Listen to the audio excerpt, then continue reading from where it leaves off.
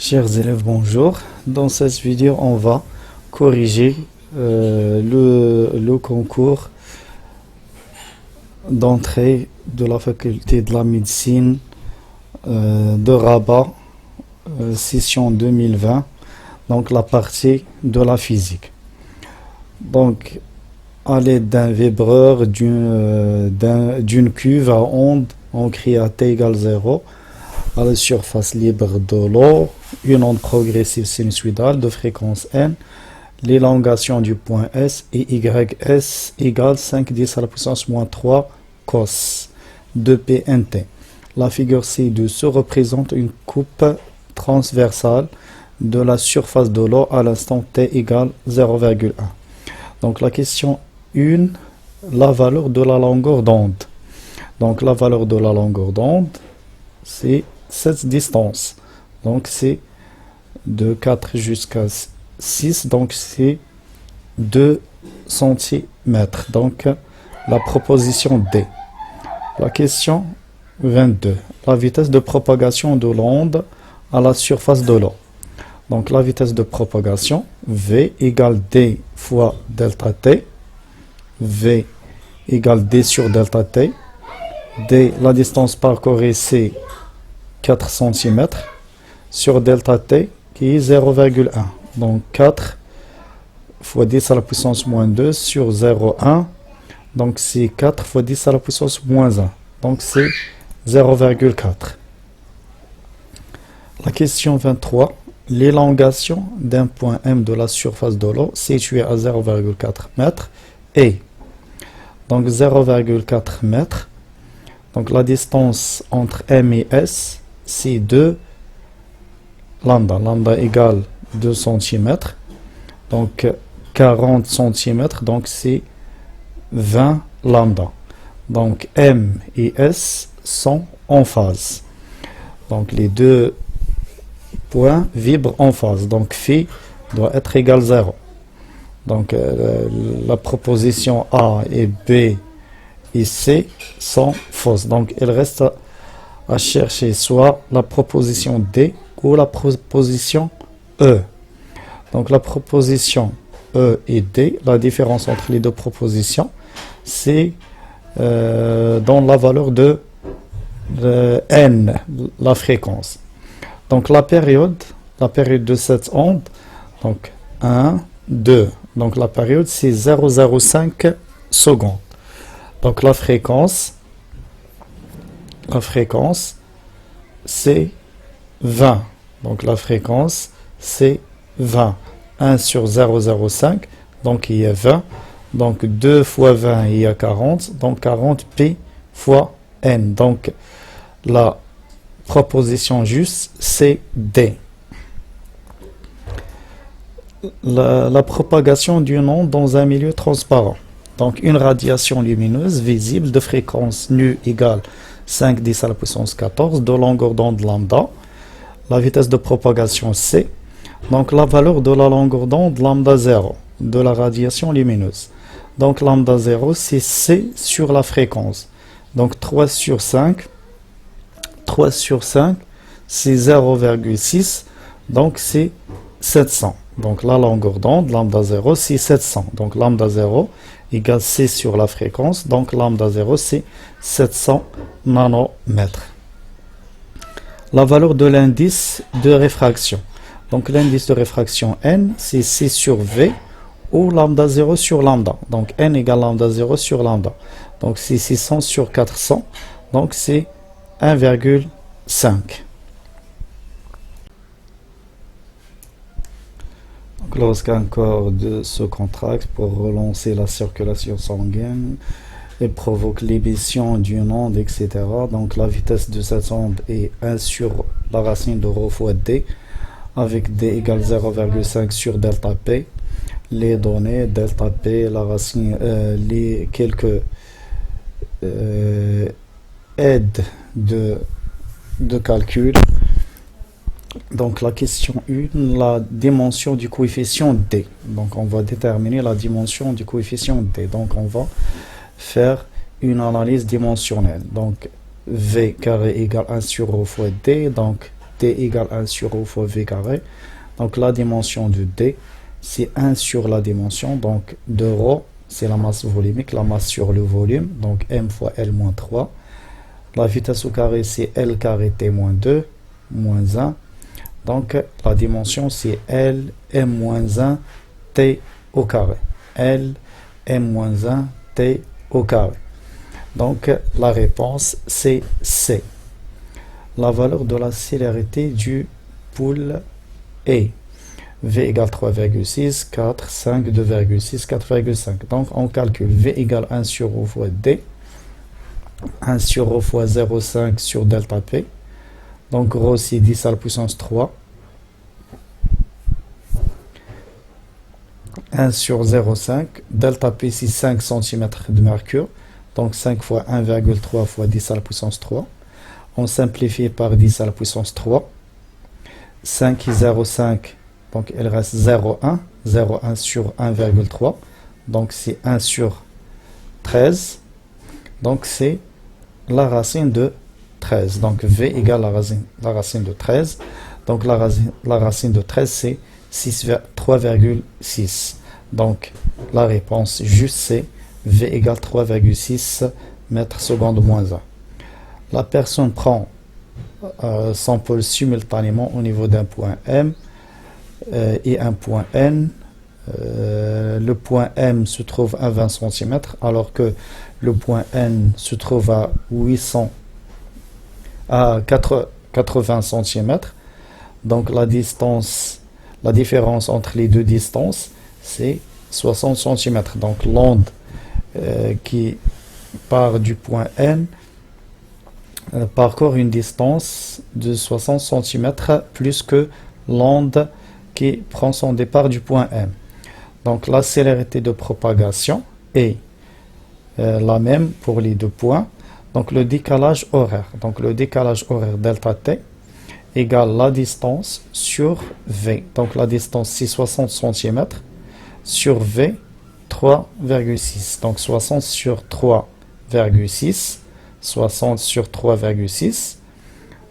Donc 60 sur 6 c'est 10 et 3,6 sur 6 c'est 6. Donc 10 sur 0,6 ou 100 sur 6. 100 sur 6 c'est 1, ou 17,17 secondes ou 17, mais on doit convertir le centimètre en mètre. Donc 17 fois 10 à la puissance moins 2, donc c'est 0,17. Donc delta T égale 0,17 secondes. Le document ci-contre donne l'élongation du mouvement. Donc à t égale 0, la perturbation prend son départ du point S. Donc la perturbation atteint le point M à l'instant. Donc l'instant d'atteindre le point M, c'est cet instant. Donc 1, 2, 3, 4. Donc 4 fois 0,05. Donc c'est 0,2. Donc la réponse C. La longueur de la perturbation. Donc la longueur de la perturbation égale la vitesse fois la durée de la perturbation. La durée de la perturbation, c'est 0,05. La durée de la perturbation, c'est 0,05. Donc la vitesse, c'est Sm sur Tm, la distance de S jusqu'à M sur Tm, fois delta T. Donc Sm, c'est 1,5. Tm, c'est 0,2, fois delta T, 0,05. Donc 0,5, 0,5 sur 0,2, donc il y a 15 sur 2. 15 sur 2, il y a 7,5. 7,5 fois 5, c'est presque 0,375. On éclaire un fil de diamètre A par un laser, etc. Donc la longueur de la tâche centrale est 2 cm. Lorsqu'on remplace la laser par une autre, on obtient L2. Donc la valeur de L2. Donc d'après la formule, L égale de D lambda sur A. Donc L2 sur L1 égale lambda 2 sur lambda 1. Même distance, même A. Donc L2 égale lambda 2 sur lambda 1 fois L1. Donc 56 sur 67 fois 2. Donc c'est 1,68 cm. 1,68 presque 1,7 cm. La question 32, pour les deux radiations, l'écart angulaire le plus grand. Donc l'écart angulaire le plus grand correspond aux longueurs d'onde le plus élevée. Donc c'est lambda 1 pour lambda 1. Donc θ égale L sur 2D égale L1 sur 2D. Donc 2 fois 10 à la puissance moins 2 sur 2 fois 1,5. Donc c'est 6,7 10 à la puissance moins 2 rad. Donc c'est la réponse D. Le fer est un radioactif β-. Donc la question 1, le noyau fils, donc β-, donc Z augmente avec 1, donc 27, et A reste constante, donc 27A. Donc c'est le cobalt 27,59. La valeur de la constante radioactive, lambda. Donc lambda, on a A égale A0 l'exponentielle moins lambda T. L'exponentielle lambda T égale A0 sur AT. Donc lambda T égale ln de A0 sur AT. Donc lambda, ln de A0 sur AT, c'est 0,157 sur 10. La durée, 10. Donc lambda, c'est 1,57 10 à la puissance moins 2 jours moins 1. Le noyau de bismuth est radioactif, l'écriture suivante, etc. Quel est le type de la désintégration 1 et les valeurs de Z1 et A2? Donc commençons par A2. Donc cette désintégration est alpha. Donc A2 c'est 208. Donc 208 A2, 208.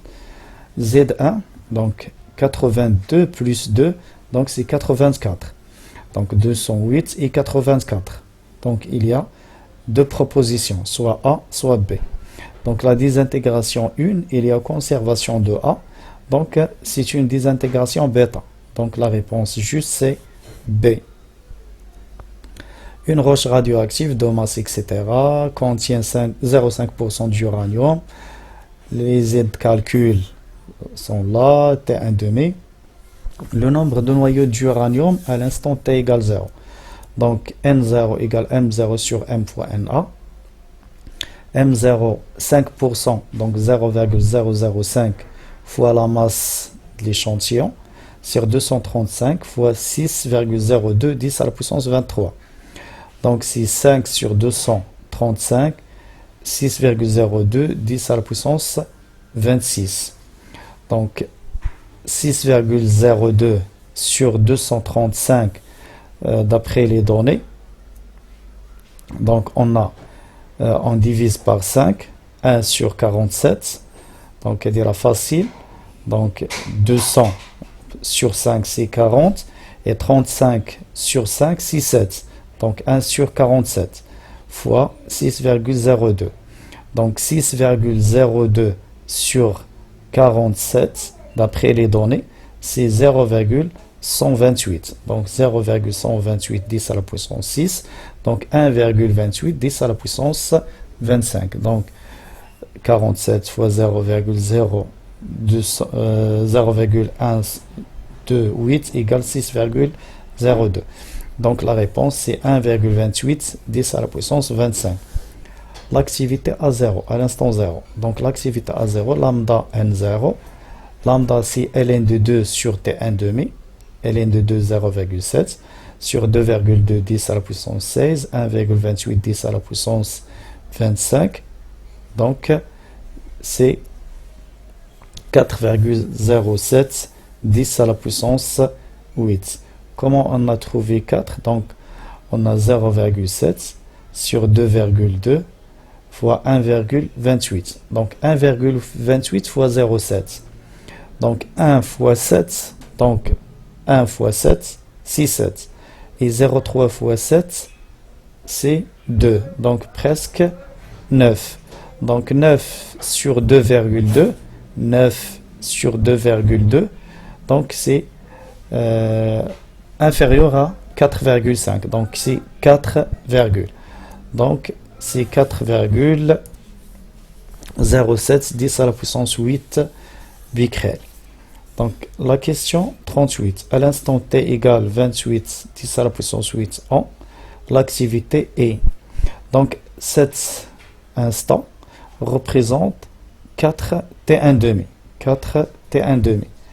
Donc l'activité de l'échantillon est divisée par 2 à la puissance 4. Donc premièrement, on divise sur 2, 0,5, on divise sur 2, on divise sur 2, une autre division.